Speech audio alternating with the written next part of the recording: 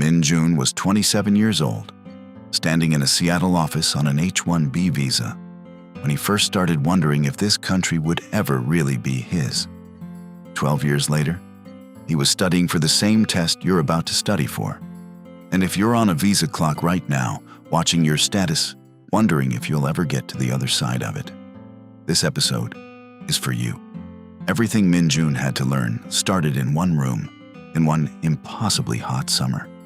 In the summer of 1787, a group of men gathered in Philadelphia in a room with the windows nailed shut and the curtains drawn. It was brutally hot. They had agreed to keep their deliberations secret, and over the course of 4 months, working through disagreements that threatened to break apart everything they had fought for, they wrote a document that has governed the most powerful nation on earth for over 235 years. Those men were not gods. They were lawyers, farmers, merchants, and diplomats. Some of them held people in slavery. Some of them had spent years in debtor's prison. Some of them would die broke. But they did something extraordinary together.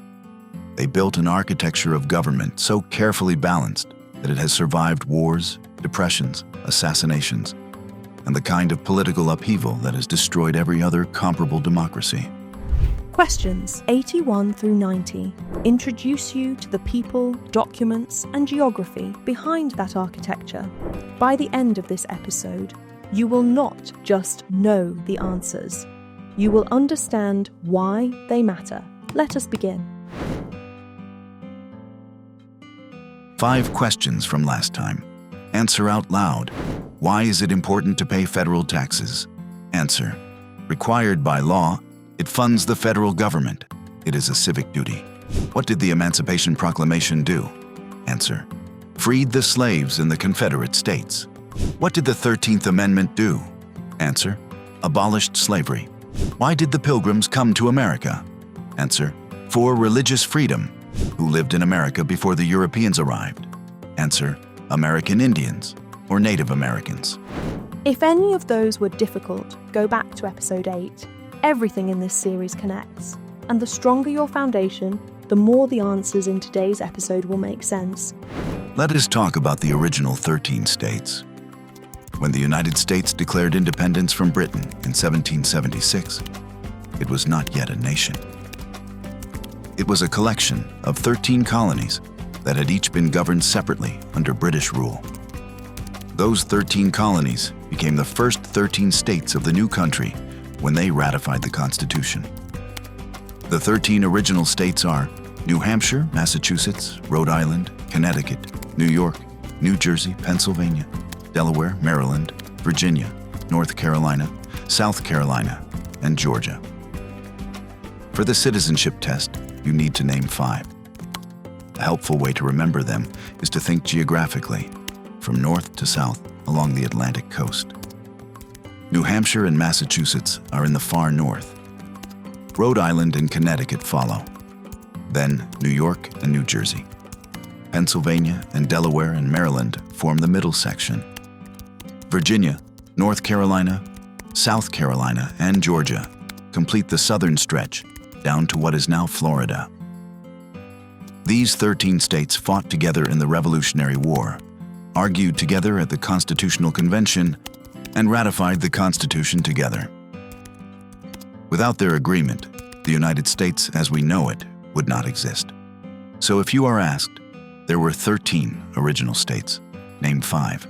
Any 5 of the 13 states listed above are correct. Let us talk about what founding document was written in 1787. The founding document written in 1787 is the United States Constitution. The summer of 1787 in Philadelphia was the moment the United States decided what kind of country it wanted to be.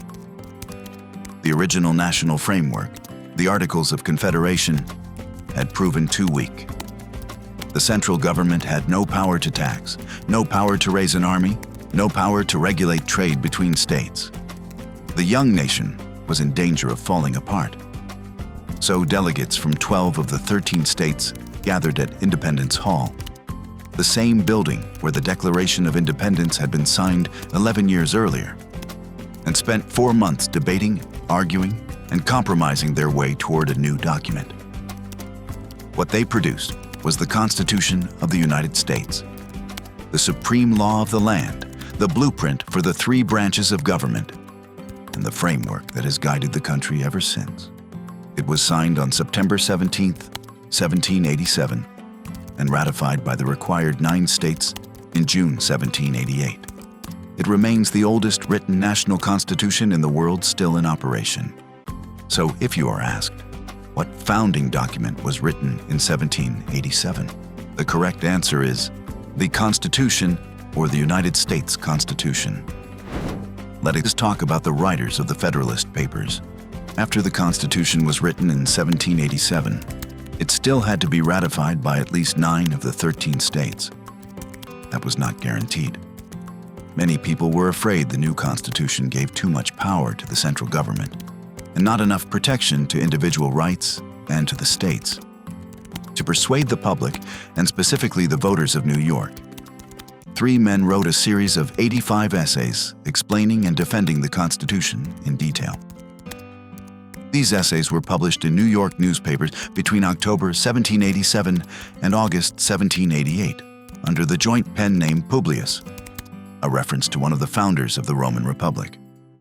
The essays were later collected and published as the Federalist and eventually became known as the Federalist Papers. The 3 writers were Alexander Hamilton, James Madison, and John Jay. Hamilton wrote the majority of the essays. Madison wrote several of the most celebrated, including Federalist No. 10, which addressed the danger of political factions. Jay, who later became the first Chief Justice of the United States, wrote 4 essays before falling ill, and after recovering, contributed a 5th for a total of 5. Together, their work is considered one of the most important contributions to political philosophy in American history, and is still cited by the Supreme Court today when interpreting the Constitution. So, if you are asked, the Federalist Papers supported the passage of the U.S. Constitution. Name one of the writers. Any of these answers is correct. Alexander Hamilton, James Madison, or John Jay. Let us talk about what Benjamin Franklin is famous for. Benjamin Franklin is one of the most remarkable figures in American history, and also one of the most difficult to summarize in a single answer, because his contributions span so many fields. He was a scientist whose experiments with lightning and electricity, particularly the invention of the lightning rod, fundamentally changed how humans understood and harnessed one of the most dangerous forces in nature. He was an inventor who created bifocal glasses, the flexible urinary catheter, and the Franklin stove, a more efficient heating device that warmed homes across the colonies. He was a writer and publisher who founded one of the most widely read newspapers in colonial America and authored the enormously popular Poor Richard's Almanac. He was a diplomat of extraordinary skill. Sent to France during the Revolutionary War, Franklin secured the military alliance and financial support that made American independence possible. Without French backing, the Continental Army almost certainly would not have survived. He helped negotiate the Treaty of Paris in 1783, which formally ended the war with Britain and recognized American independence. He was a founding father who helped draft the Declaration of Independence and was the oldest delegate at the Constitutional Convention. And he was a civic pioneer who founded the first public lending library in America, the first fire department in Philadelphia, and the institution that became the University of Pennsylvania. Attorney Chris M. Ingram, when he studied for his own citizenship test, describes Franklin as the founder who most reminds him that extraordinary people can come from ordinary beginnings. Franklin was born the 15th of 17 children, with no formal education beyond age 10, and became one of the most respected intellects in the world. For the test, name one. Any of the above is an acceptable answer. So if you are asked, name one thing Benjamin Franklin is famous for, any of these answers is correct. U.S. diplomat, inventor of the lightning rod, writer of Poor Richard's Almanac, helped draft the Declaration of Independence, founded the first free libraries, oldest delegate at the Constitutional Convention. Let us talk about what Thomas Jefferson did. Thomas Jefferson's contributions to the United States are so significant that any single answer only captures a fraction of his legacy. He was the principal author of the Declaration of Independence, the document that announced America's separation from Britain and proclaimed that all men are created equal and endowed with unalienable rights. Those words, written in 1776 when Jefferson was 33 years old, became the moral foundation of the nation and have inspired movements for freedom and equality around the world ever since. He served as the third President of the United States from 1801 to 1809, and during his presidency made one of the most consequential decisions in American history. In 1803, he purchased the Louisiana Territory from France for approximately $15 million. That single transaction doubled the size of the United States overnight, adding the land that would eventually become 15 states and opening the path for westward expansion across the continent. He was also the founder of the University of Virginia, which he considered one of his three greatest achievements, alongside the Declaration of Independence and the Virginia Statute for Religious Freedom. Jefferson's legacy is complicated. He wrote that all men are created equal. Yet over the course of his lifetime, he held more than 600 people in slavery. That contradiction is part of the documented historical record. And understanding it is part of understanding the country every new citizen is joining. So, if you are asked, name one thing Thomas Jefferson did, any of these answers is correct. Wrote the Declaration of Independence, purchased the Louisiana Territory from France, served as the third president. Let's talk about the territory that the United States bought from France. The United States bought the Louisiana Territory from France in 1803. The Louisiana Territory was a vast region of land, covering approximately 828,000 square miles, stretching from the Mississippi River in the east to the Rocky Mountains in the west, and from the Gulf of Mexico in the south to the Canadian border in the north.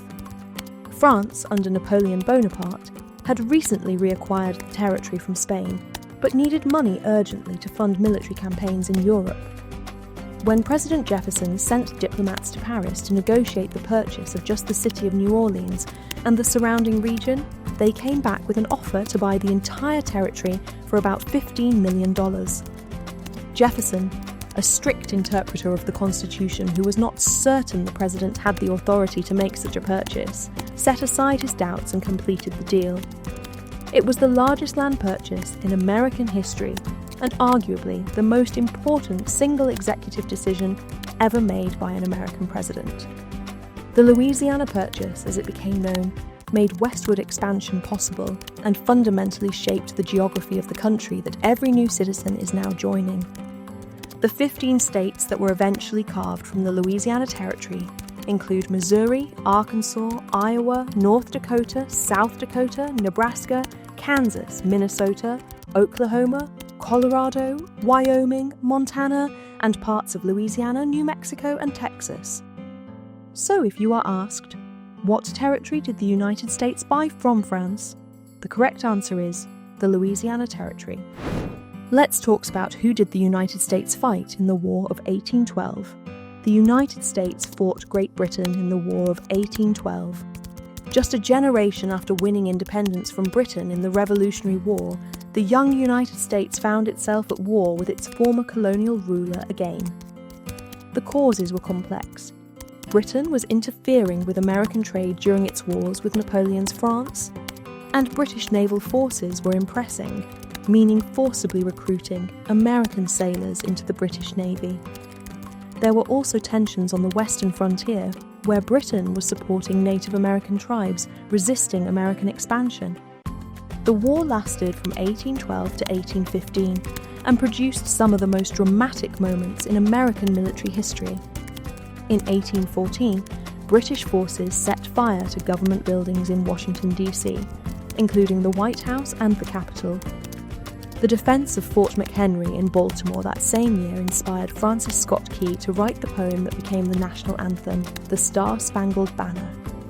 General Andrew Jackson's victory at the Battle of New Orleans in January 1815, fought after a peace treaty had already been signed, but before word reached the combatants, became one of the most celebrated military victories in American history.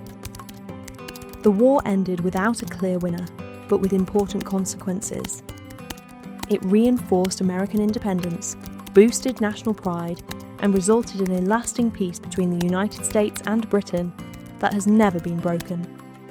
So if you are asked, who did the United States fight in the War of 1812? The correct answer is Great Britain.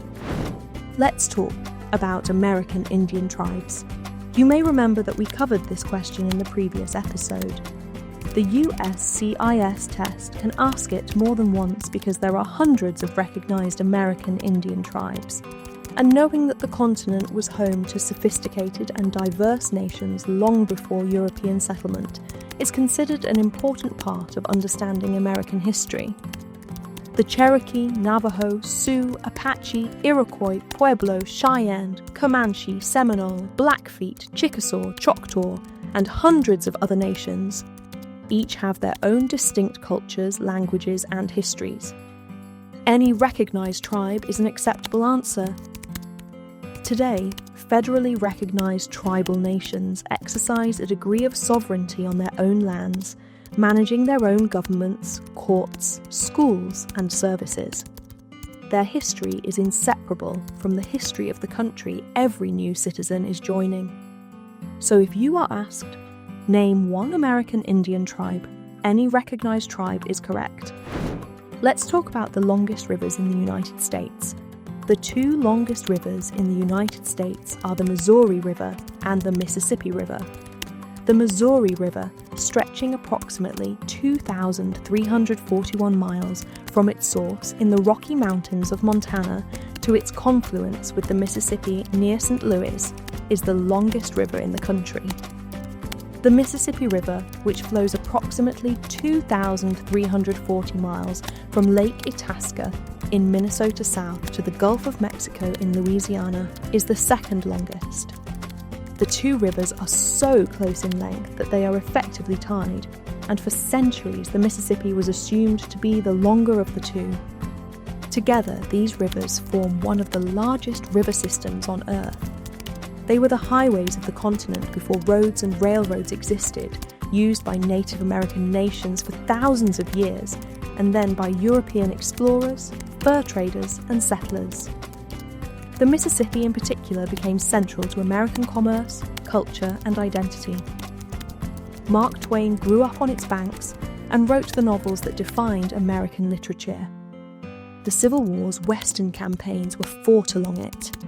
Today it remains one of the most important commercial waterways in the world. The sheer scale of these rivers is one small measure of the size of the country every new citizen is now part of. The United States spans a continent. Its rivers run for thousands of miles. Its history is vast, and you are now part of all of it. So if you are asked, name one of the two longest rivers in the United States, either answer is correct, the Missouri River or the Mississippi River. Let's talk about the oceans of the United States. The Pacific Ocean borders the west coast of the United States. The Atlantic Ocean borders the east coast. The United States is one of very few countries in the world that borders two of the world's 5 great oceans. The Pacific, the largest ocean on Earth, lies to the west along the coasts of California, Oregon, Washington, Alaska, and Hawaii. The Atlantic, the second largest, lies to the east along the coasts of all 14 eastern seaboard states from Maine to Florida. These two coastlines have shaped American history in different ways. The Atlantic coast is where European settlers first arrived and where the original 13 colonies developed. The Pacific coast is where westward expansion ended, where the gold rush of 1849 brought hundreds of thousands of people from around the world, and where the United States established its presence as a Pacific power. Together, they frame a country of extraordinary geographic scale and diversity. For the Citizenship Test, there are 2 separate questions here. Know both oceans and which coast each borders. So if you are asked, what ocean is on the west coast of the United States? The correct answer is the Pacific Ocean. And if you are asked, What ocean is on the east coast of the United States? The correct answer is the Atlantic Ocean. You have just covered 10 questions that take you from the founding era all the way to the shape of the continent, the people who built this country, the documents they wrote, the territory they expanded into, the rivers and oceans that frame it. This is the geography and the history of the place you are choosing. Now let us lock it in. Pop quiz. Answer out loud. 81. There were 13 original states. Name 5.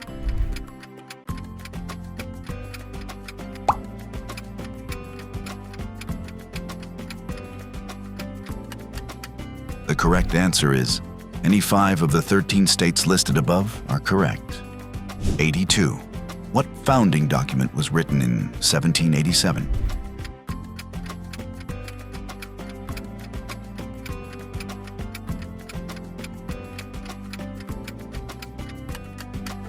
The correct answer is the Constitution, or the United States Constitution. 83. The Federalist Papers supported the passage of the U.S. Constitution. Name one of the writers.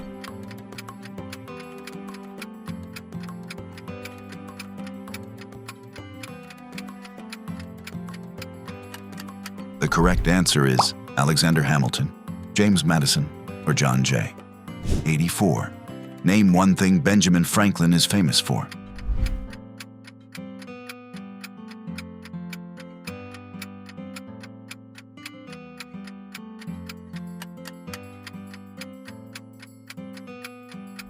The correct answer is U.S. diplomat, inventor of the lightning rod, writer of Poor Richard's Almanac, helped draft the Declaration of Independence, founded the first free libraries, oldest delegate at the Constitutional Convention. 85. Name one thing Thomas Jefferson did.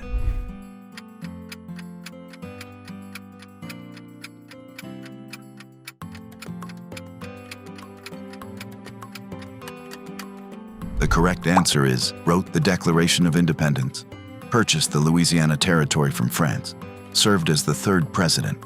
86. What territory did the United States buy from France?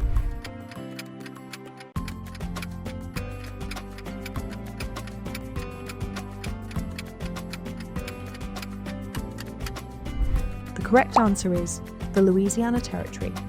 87. Who did the United States fight in the War of 1812?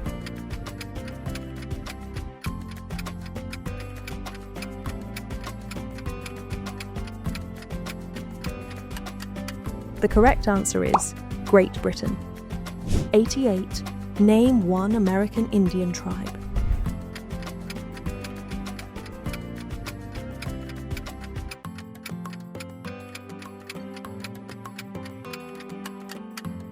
The correct answer is any recognized tribe is correct. 89. Name one of the 2 longest rivers in the United States.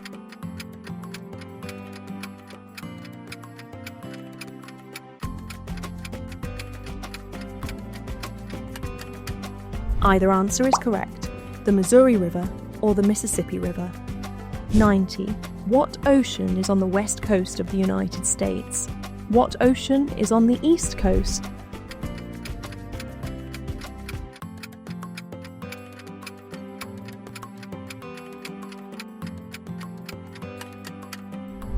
The correct answer is the Pacific Ocean. And if you are asked, what ocean is on the east coast of the United States? The correct answer is the Atlantic Ocean. For question 81, the best way to remember the 13 original states is to practice saying them in geographic order from north to south along the Atlantic coast. New Hampshire, Massachusetts, Rhode Island, Connecticut, New York, New Jersey, Pennsylvania, Delaware, Maryland, Virginia, North Carolina, South Carolina, Georgia. Say that list out loud 3 times right now. By the 3rd time, it will already start to feel familiar. For question 83, remember that the Federalist Papers were written by 3 people, Hamilton, Madison, and Jay. If you can remember one name, choose Hamilton. He wrote the majority of the essays and is the most likely to come to mind under interview pressure. And if you are still navigating the immigration steps that lead to the naturalization interview, The law offices of Chris M. Ingram has been helping people make that journey for over 20 years. Their team has guided thousands of professionals and families from their first visa application all the way to the Citizenship Test. You can learn more and request a free consultation at breakthroughusa.com.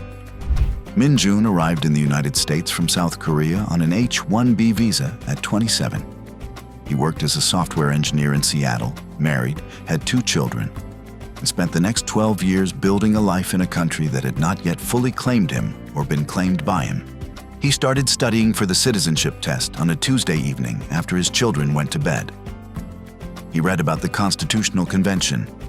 He read about Benjamin Franklin arriving in Philadelphia as a teenager with almost nothing. He read about the Louisiana Purchase doubling the size of a country that was barely 20 years old. He told his wife, "I know more about this country's history now than I did when I arrived, and somehow that makes it feel more mine, not less." He passed his naturalization interview on a Thursday morning in Seattle. His children, both born in Washington State, were already citizens. His wife became one the same day. On the way home, his daughter asked him what it felt like. He thought about the Constitutional Convention in the sweltering Philadelphia summer, about the men with the windows nailed shut trying to build something that would last. He said, "It feels like I finally showed up for something that was already waiting for me." You have now completed questions 81 through 90. 10 more answers locked in. 10 more steps toward the moment everything changes. This video is for educational purposes only and does not constitute legal advice. We will see you in the next lesson. Keep going. You have got this.